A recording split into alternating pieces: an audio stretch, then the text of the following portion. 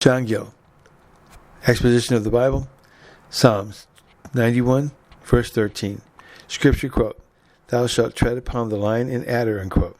John Gill quote, "or be unhurt by such savage and poisonous creatures as the Israelites when they traveled through the wilderness, in which were serpents and scorpions, and many of the servants of God have been delivered from them, or have slain them, as Samson, David, and Daniel. And so Christ was among the wild beasts in the wilderness, and yet not touched or hurt by them. And his disciples had power given them by him to tread on serpents and scorpions, and to take up serpents without receiving any damage from them. And when a viper fastened on the hand of Apostle Paul, he shook it off without being hurt." See Mark chapter 1, verse 13. Reading from the King James Bible quote, "And he was in the wilderness 40 days, tempted of Satan, and was with the wild beasts, and the angels ministered unto him," unquote. Acts 28, verse 5.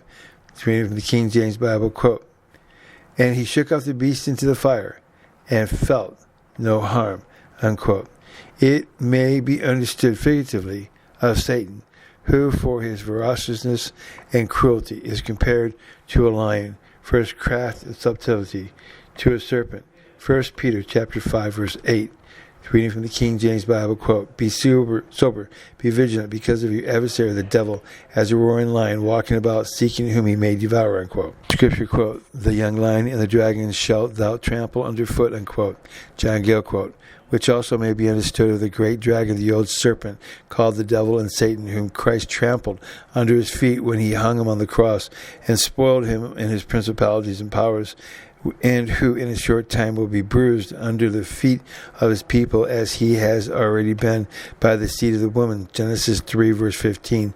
Reading from the King James Bible quote, "And I will put enmity between thee and the woman, and between thy seed and her seed, and it shall bruise thy head, and thou shalt bruise his heel," unquote. End of John Gill, Psalms chapter 91, verse 13.